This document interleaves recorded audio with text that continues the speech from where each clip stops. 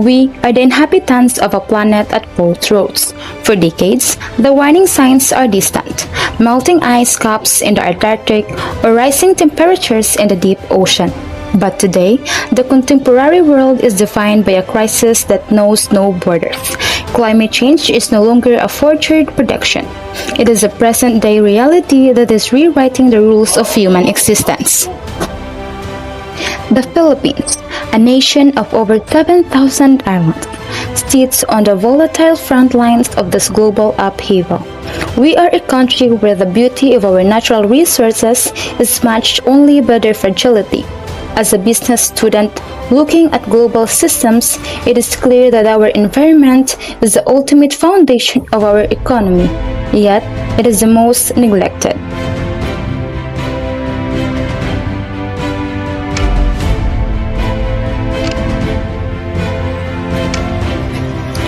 This documentary seeks to answer a critical guiding questions.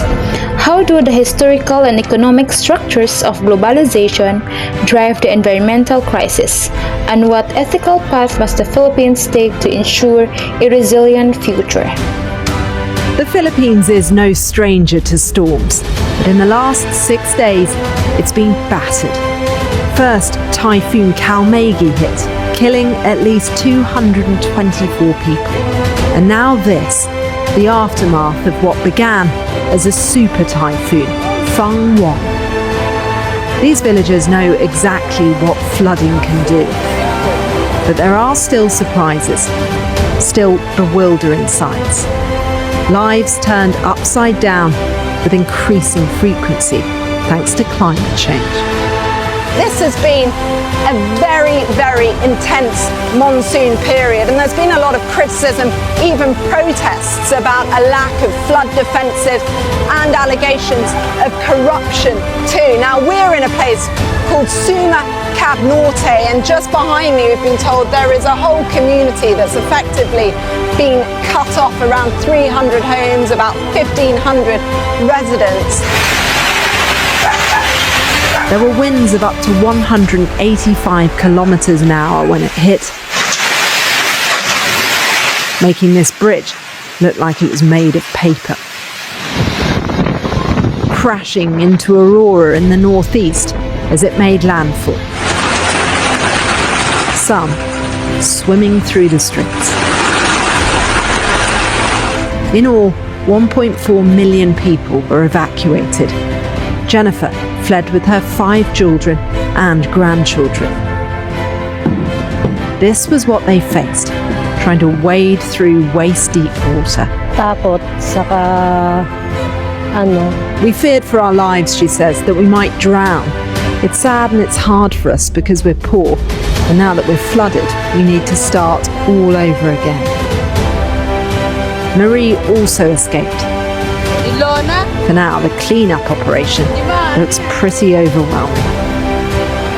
We're scared because the impact of the wind that night, it's so very fast and so very scary, and the flood, it's so very fast.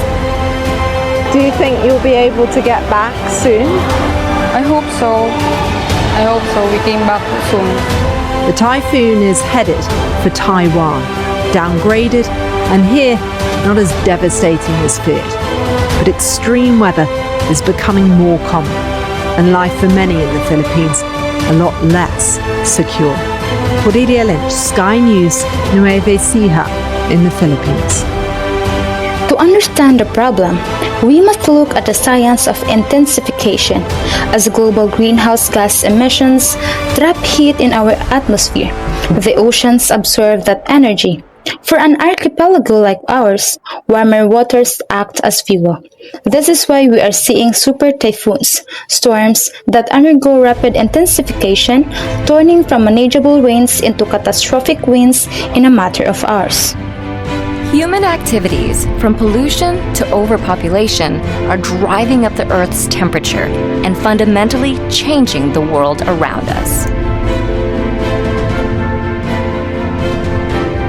The main cause is a phenomenon known as the greenhouse effect. Gases in the atmosphere, such as water vapor, carbon dioxide, methane, nitrous oxide, and chlorofluorocarbons, let the sun's light in, but keep some of the heat from escaping, like the glass walls of a greenhouse. The more greenhouse gases in the atmosphere, the more heat gets trapped, strengthening the greenhouse effect and increasing the Earth's temperature. Human activities, like the burning of fossil fuels, have increased the amount of CO2 in the atmosphere by more than a third since the Industrial Revolution. The rapid increase in greenhouse gases in the atmosphere has warmed the planet at an alarming rate. While Earth's climate has fluctuated in the past, atmospheric carbon dioxide hasn't reached today's levels in hundreds of thousands of years. Climate change has consequences for our oceans, our weather, our food sources, and our health. Ice sheets, such as Greenland and Antarctica, are melting. The extra water that was once held in glaciers causes sea levels to rise and spills out of the oceans, flooding coastal regions. Warmer temperatures also make weather more extreme. This means not only more intense major storms, floods, and heavy snowfall, but also longer and more frequent droughts. These changes in weather pose challenges. Growing crops becomes more difficult. The areas where plants and animals can live shift, and water supplies are diminished. In addition to creating new agricultural challenges, climate change can directly affect people's physical health. In urban areas, the warmer atmosphere creates an environment that traps and increases the amount of smog. This is because smog contains ozone particles, which increase rapidly at higher temperatures. Exposure to higher levels of smog can cause health problems such as asthma, heart disease, and lung cancer.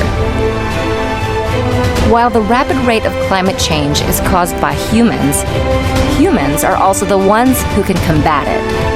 If we work to replace fossil fuels with renewable energy sources like solar and wind, which don't produce greenhouse gas emissions, we might still be able to prevent some of the worst effects of climate change. But the crisis isn't always loud. It is also found in the slow, silent creep of sea level rise. Coastal communities in places like Bulacan are already seeing their streets torn into permanent waterways.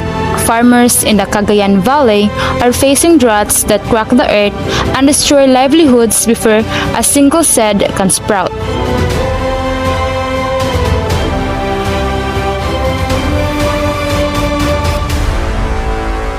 Why is the burden so unequal?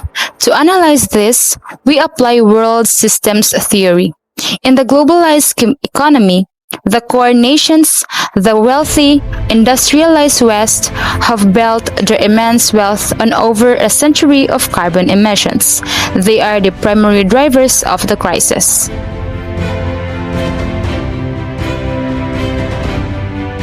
However, the peripheral nations like the Philippines bear the brunt of the consequences. We are in a state of environmental dependency.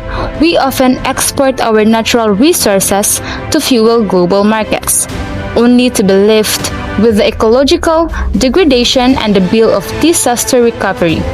This is the North-South divide in its most literal life-threatening form.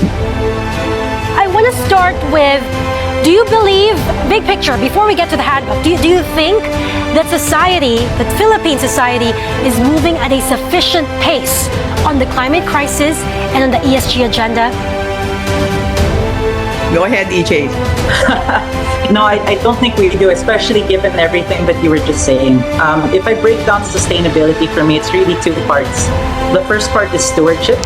I firmly believe that this planet is on loan to us from future generations, and we have to give it back to them in better condition than we have it. Not just in terms of the environment, but also, as you mentioned, the social and the governance side. And the second aspect is collaboration, where we really do have to work together because the scale of the problem is much greater than any one of us can tackle on our own. So we do need to accelerate our work in terms of sustainability. All right, and what about you, Wilma? As of now, the way I observe it in our country right now, we're still on a progressive stage. It's not that we are comparable to Singapore or to the US or to other European countries, but we are working towards that area, especially in our standards of reporting, and most companies which are really listed are really required by the SEC right now to make the proper reporting. But are they really reporting the real score in their companies with regards to sustainability? Because I think there's still greenwashing. There are still areas of greenwashing, but we are improving. We are progressing towards a stage where our sustainability level would be almost the same with the other countries. We demand global accountability. Core nations must fulfill their ethical debt through the loss and damage funds promised in international climate summits. Second, we must pursue aggressive local adaptation. This means building green infrastructure, mangrove sea walls, and flood-resilient housing, not just in Manila, but in every vulnerable province. Third, we must shift to Sustainable Development Goals or SDGs. We need to transition our energy grid to renewables like solar and geothermal, proving that a developing nation can grow without destroying its future.